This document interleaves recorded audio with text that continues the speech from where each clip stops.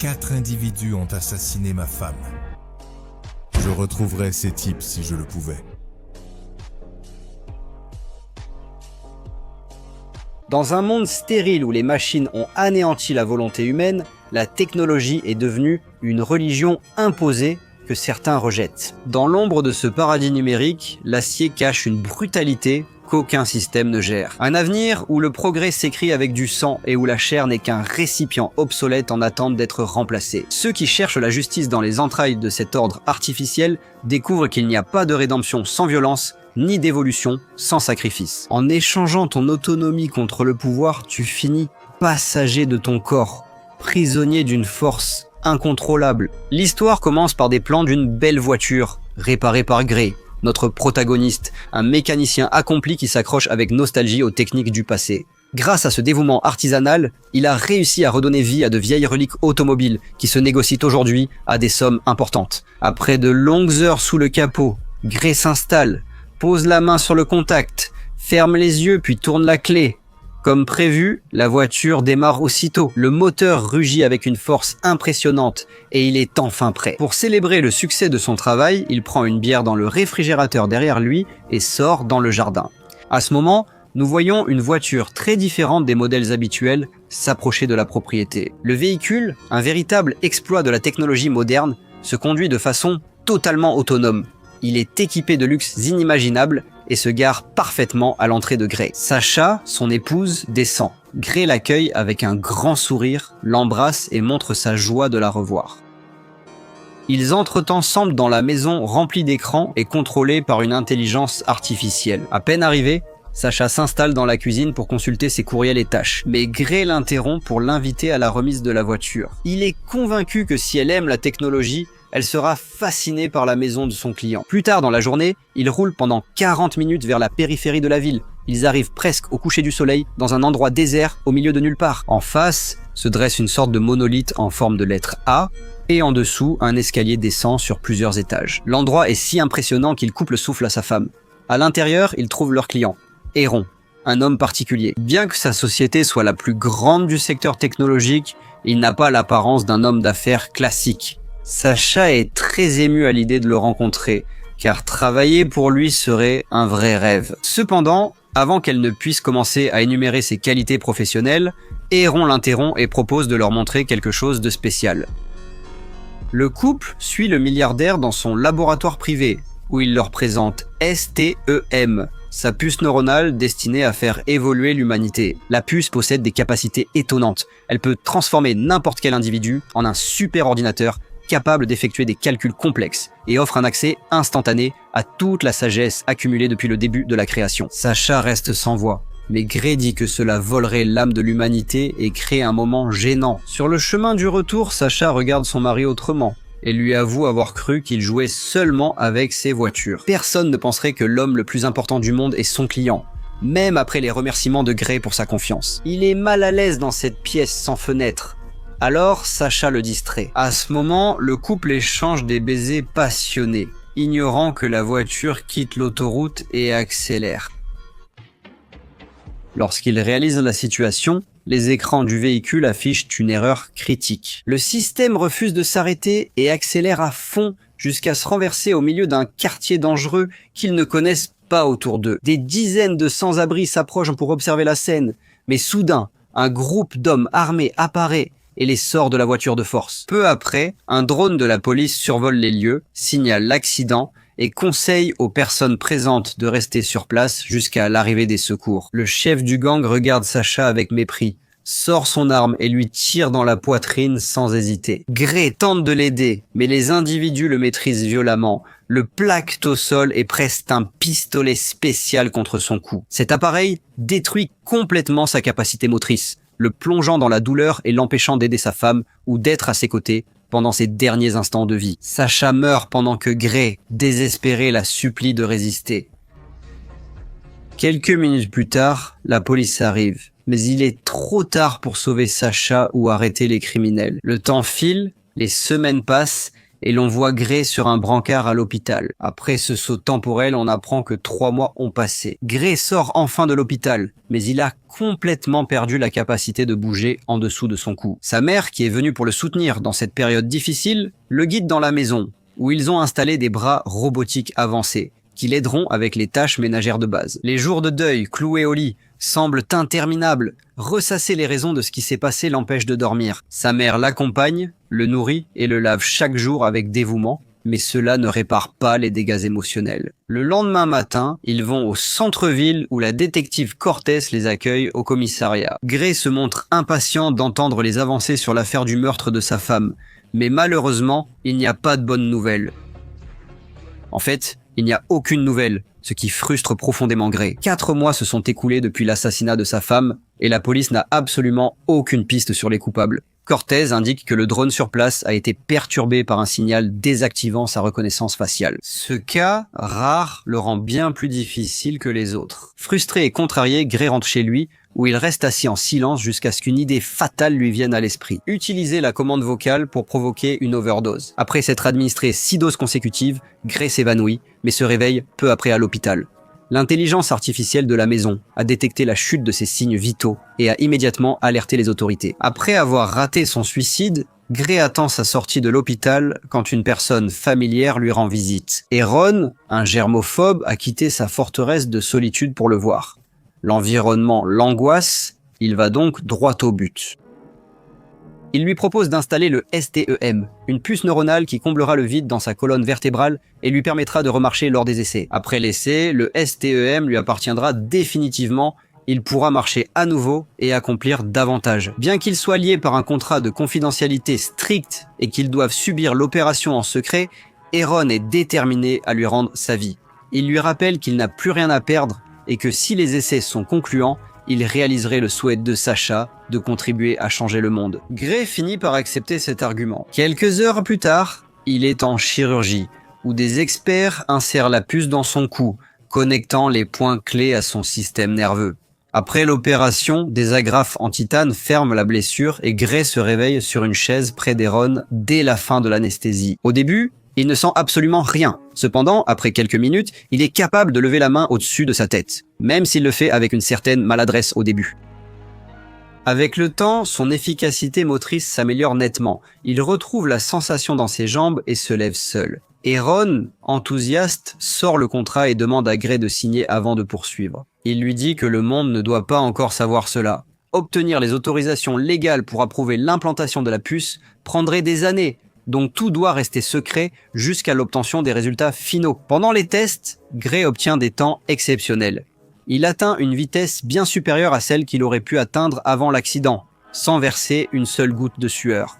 STEM ne lui a pas seulement rendu sa mobilité, il a aussi maximisé ses capacités physiques. Ce soir-là, Gray rentre chez lui en fauteuil roulant et fait semblant jusqu'à être enfin seul. Il ordonne à l'intelligence artificielle de sa maison de s'éteindre, puis il se lève tout seul. Sur sa table repose un paquet envoyé par la détective Cortez qui contient une copie de toutes les preuves recueillies dans l'affaire. Des photographies, des enregistrements de cette nuit fatidique et des dossiers sur les suspects présumés. Pendant des heures, Gray s'obsède sur ce matériel et écoute l'enregistrement en boucle, mais il n'est pas détective et ne parvient pas à relier les éléments seul. C'est alors que STEM intervient. La voix propose de montrer quelque chose à Gray, qui est effrayé de l'entendre dans sa tête. L'intelligence artificielle lui dit calmement qu'elle est là pour l'aider à trouver la vérité. Gray, après avoir surmonté la panique, accepte l'aide de STEM qui lui indique un détail crucial. L'homme qui a tiré sur sa femme ne tenait pas une arme dans la main, mais celle-ci était implantée dans son bras. Une modification illégale qui peut être retrouvée si l'on pose les bonnes questions dans les endroits proches de l'incident. STEM repère une marque sur le bras d'un sujet, mais l'image étant mauvaise, il demande à Gray l'autorisation de contrôler sa main droite. En un instant, l'intelligence artificielle prend le contrôle de son bras. Elle saisit un crayon et dessine le tatouage avec une précision absolue sur le papier, fonctionnant avec la précision d'une imprimante.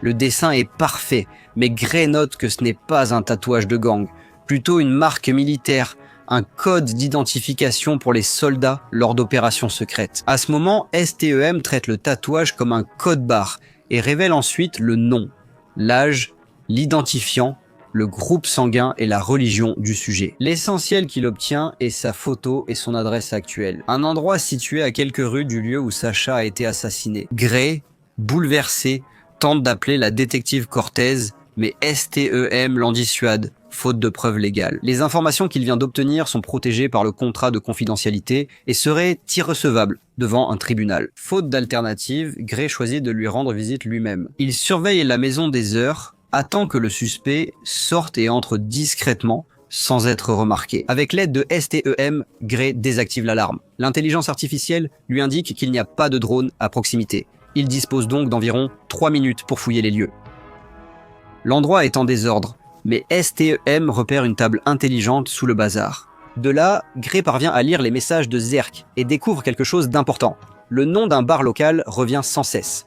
De plus, l'intelligence artificielle analyse les communications et obtient un autre nom pertinent. Cependant, avant qu'il ne puisse accéder aux appels, quelqu'un arrive dans la maison, obligeant Gray à se cacher rapidement derrière une étagère. L'individu entre, remarque que ses affaires ont été déplacées et voit Gray lui sauter dessus violemment. Pendant la lutte, Gray entend STEM donner des instructions précises pour se défendre, mais il n'a ni les connaissances ni les compétences nécessaires pour exécuter les ordres, ce qui fait qu'il perd le combat. Zerk lui inflige une raclée et le jette au sol, serrant son cou avec une telle force que l'oxygène commence à lui manquer. À cet instant critique, STEM demande la permission à Gray d'opérer de façon indépendante. Il accepte, déclenchant un combat totalement différent de tout ce qu'on avait vu auparavant. L'intelligence artificielle contrôle son corps, attaque les points faibles de Zerk et renverse la situation. Le rythme du combat change. Gray devient simple passager de son corps. Ses mouvements sont d'une précision absolue et il parvient à vaincre Zerk en quelques secondes. Cependant, l'assaillant se relève, prend un couteau et tente d'assassiner Gray, mais STEM réagit rapidement, lui arrache l'arme, le met à terre et utilise la même lame pour lui ôter la vie. Après la mort de Zerk, STEM lui rend le contrôle de son corps. La première chose que fait Gray est de vomir dans l'évier, en réalisant l'impact d'avoir tué une personne. Sa première réaction en voyant le cadavre est de fuir, mais STEM lui ordonne froidement d'effacer toute trace. Empreinte, sueur, fluide, même le vomi dans l'évier. Gray obéit méticuleusement, conscient que la moindre erreur pourrait le ruiner à jamais. Quelques heures plus tard, Gray se trouve chez Aaron pour effectuer les tests nécessaires. Quand il s'approche et avoue tout savoir sur Zerk, Aaron le menace de retirer la puce et de trouver un autre sujet, mais Gray lui révèle quelques détails que le créateur ignorait à propos de sa précieuse intelligence artificielle. STEM lui parle directement et contrôle son corps, ce qui n'était pas prévu dans sa programmation. Cette révélation laisse Aaron avec plus de questions que de réponses. Pendant ce temps, la détective Cortez analyse les images des drones près de la maison de Zerk et découvre que Gray était dans la zone juste avant la panne des dispositifs. Plus tard, cette même nuit, Cortez rend visite à Gray et l'interroge sur sa présence dans la zone près de l'heure du meurtre. Grâce à l'aide de STEM, il quitte la conversation. Une fois Cortez parti, Gray demande à STEM quelle est la suite. Il souhaite attraper ces hommes sans devoir tuer personne d'autre. Néanmoins, STEM lui révèle une vérité troublante.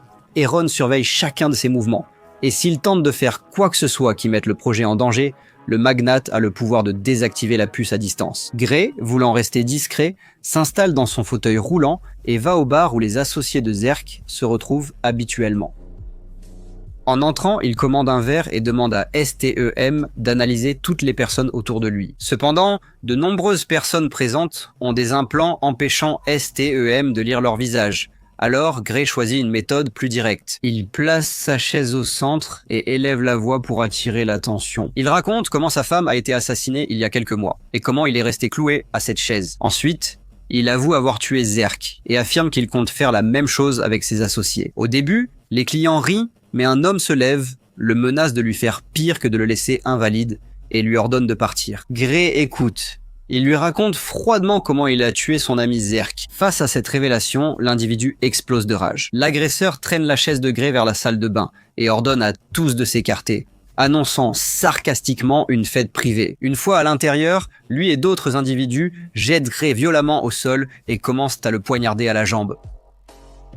Cependant, STEM agit immédiatement en bloquant ses récepteurs de douleur, ce qui permet à Gray de garder son sang-froid. le temps nécessaire pour essayer d'obtenir des réponses. L'individu continue de le poignarder et lui affirme avec arrogance qu'il ne sortira pas vivant d'ici. Mais au moment où il admet avoir été présent la nuit où Sasha est morte, Gray cède volontairement le contrôle à STEM. En un instant, l'intelligence artificielle fracture le bras du chef et le projette contre le mur. Les autres individus ne peuvent presque pas résister et tombent vaincus après avoir reçu quelques coups précis. Le chef, dans un ultime effort, fonce sur Gray, le soulève et le plaque contre le mur. À ce moment critique, STEM arrache un câble du plafond et l'électrocute jusqu'à l'épuisement total de ses forces. Gray se précipite sur lui et le menace avec le même couteau pour obtenir la vérité. Le criminel avoue qu'on les a payés spécifiquement pour assassiner sa femme. STEM découvre que les modifications des agresseurs proviennent de l'entreprise où Sasha travaillait. Les choses se compliquent quand Aaron essaie de désactiver STEM à distance. S'il y parvient, Gray redeviendra paraplégique et sera totalement vulnérable. 1 minute plus tard, Gray quitte le bar, passe devant toutes les personnes qui pensaient qu'il serait mort et dit calmement au barman que le type des toilettes paiera sa note. Le temps est compté. Aaron conçoit un code de haute sécurité pour désactiver STEM et a déjà envoyé une équipe d'extraction. Gray doit alors abandonner son fauteuil roulant et courir pendant que STEM lui dicte un code qu'il écrit sur son bras. Après avoir couru dans plusieurs rues guidées par l'intelligence artificielle, Gray atteint l'adresse au moment où il perd dangereusement le contrôle de son corps. Au même moment, Fisk, le meurtrier de Sasha, arrive au bar, trouve son ami mort et scanne son doigt pour accéder à sa mémoire visuelle. Il peut ainsi voir tout ce que son compagnon a vu avant de mourir. Ainsi, il apprend la destination de Gray et en informe le groupe. De retour avec Gray, il arrive à l'appartement 514 et appelle Jamie, le hacker pouvant supprimer l'accès d'Aaron au système, permettant ainsi à Gray d'agir sans surveillance. Jamie ouvre la porte, voit l'argent et Gray explique vite la situation. Il a un ordinateur dans le cou et doit que tu supprimes l'accès à distance avant qu'il ne l'éteigne. Jamie l'emmène là où il a son équipement. Un endroit où un groupe de personnes, accros à la réalité virtuelle, sert d'alibi parfait pour que personne ne les dérange. Jamie explique qu'il passe des jours, parfois des semaines, connectés au monde virtuel, consommant des drogues synthétiques qui les maintiennent éveillés mais détruisent leurs organes. Du moment qu'elle est payée, ça ne l'intéresse pas. Elle se connecte à STEM, utilise les codes sur le bras de Gray pour accéder et commence à effacer les autorisations, malgré un redémarrage requis. Mauvaise nouvelle, cela pourrait prendre du temps. Aux étages inférieurs, une camionnette d'Aaron arrive avec une équipe pour récupérer leurs produits. Mais Fisk a une longueur d'avance sur eux. Lui et son associé arrivent là où se trouve Gray, qui rampe au sol en essayant de gagner un peu de temps supplémentaire. Fisk rit en le voyant et lui rappelle qu'il se souvient de lui de la même façon, allongé sans défense, attendant d'être tué. Mais Fisk ignore que le redémarrage est fini. Aussitôt, STEM prend le contrôle total et riposte. Fisk s'effondre au sol, surpris par l'impact. Son partenaire prépare immédiatement son bras et tire une rafale de balles sur Gray, qui parvient à s'échapper, déclenchant une poursuite effrénée à travers le bâtiment. Dans le cas de Fisk, les capteurs dans ses yeux l'avertissent de la présence de l'équipe des industries Aaron dans l'ascenseur. Utilisant l'arme intégrée à son bras, il tire à travers la porte et les tue sans qu'il réalise la menace. Sur le toit, Gray est coincé. Avant que l'associé de Fisk ne l'exécute, STEM lui demande s'il peut ignorer la règle de ne pas tuer. Gray accepte sans hésiter. STEM prend aussitôt le contrôle total. Il projette l'homme contre un mur, lui fracture le bras où l'arme est intégrée, puis l'utilise pour lui exploser le crâne en 1000 morceaux. Le sang recouvre tout après l'impact. Fisk perd son coéquipier et Gray profite du chaos pour fuir. De retour chez lui, STEM demande quelques minutes pour accéder au serveur de l'entreprise de Sasha, mais Gray ne remarque pas sa mère pendant leur discussion. Étonné de le voir debout et ensanglanté, Gray lui explique vite que c'est du faux sang et que tout doit rester secret. Il insiste qu'elle ne doit en parler à personne, sinon on lui enlèvera la puce. Sa mère accepte de maintenir la mascarade, au moins jusqu'à la fin de la période d'essai. Quelques heures plus tard, la détective Cortez revient avec d'autres questions. Il s'avère qu'il y a maintenant 2 nouveaux morts et un autre enregistrement qui place Gray près de la scène des faits. En apprenant qu'il y a eu des blessés, la mère de Gray réalise que le sang était vrai, mais reste silencieuse pour protéger son fils. Dehors, Cortez écoute attentivement à travers un micro qu'il a caché dans le lit de Gray. Grâce à cela, il découvre qu'il parle avec quelqu'un, même s'il n'a pas encore réussi à identifier avec qui. En même temps, STEM désactive le corps de Gray 1 minute pour lui expliquer quelque chose d'important. Jamie a supprimé l'accès à distance d'Aaron et lui a donné une autonomie totale. Désormais, l'intelligence artificielle n'a plus besoin de la permission de Gray pour fonctionner. STEM lui dit que Fisk finira par les trouver et les tuer. Donc il doit d'abord le localiser et finir ce qu'ils ont commencé. C'est une question de survie. Et Gray doit admettre qu'il n'a plus le contrôle total de ses actes. Quelques minutes plus tard, Gray quitte la maison, suivi par la détective Cortez.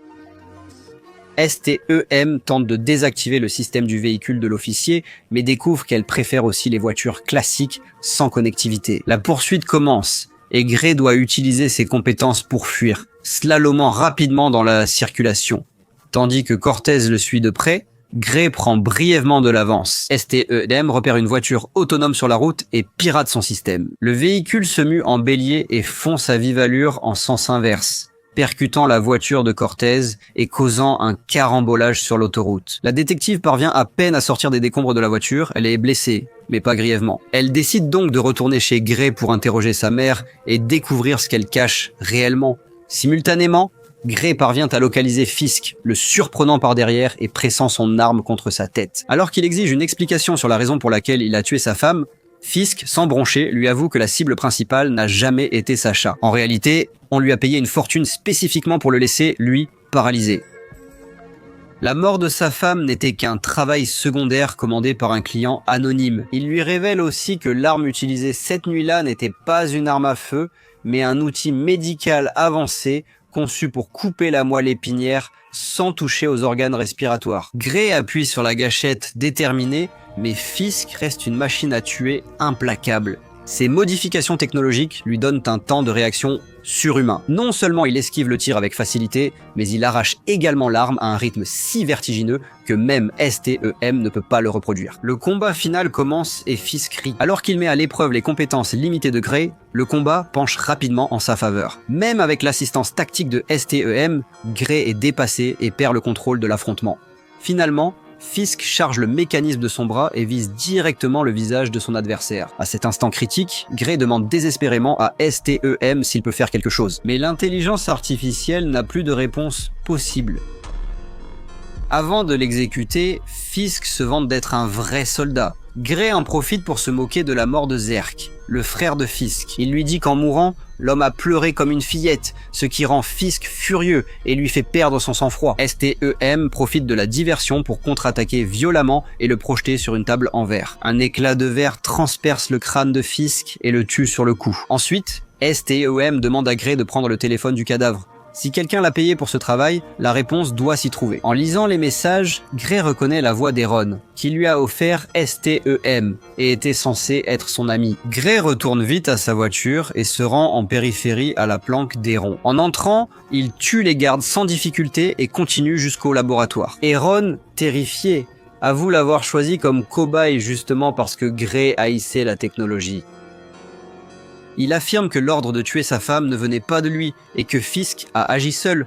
Ce n'était jamais prévu au départ. Aaron essaye de s'expliquer, mais la détective Cortez le menace de le tuer s'il ne se rend pas. STEM joue le jeu et fait s'agenouiller Gray, mais il attaque au moment où elle essaie de lui passer les menottes, attrapant Cortez par le cou et exerçant une pression mortelle. Gray supplie l'intelligence artificielle d'épargner la détective, mais STEM prend le contrôle et une lutte interne s'engage. Pour lui rappeler qui commande, STEM oblige Gray à se planter une dague dans la main, l'avertissant qu'ils doivent finir ce qu'ils ont commencé. Il se tourne alors vers Cortez et tente de l'étouffer. Juste avant qu'elle ne perde connaissance, Gray parvient à lui dire d'utiliser son pistolet paralysant directement sur son cou. La décharge d'énergie désactive STEM momentanément, donnant un répit à la situation.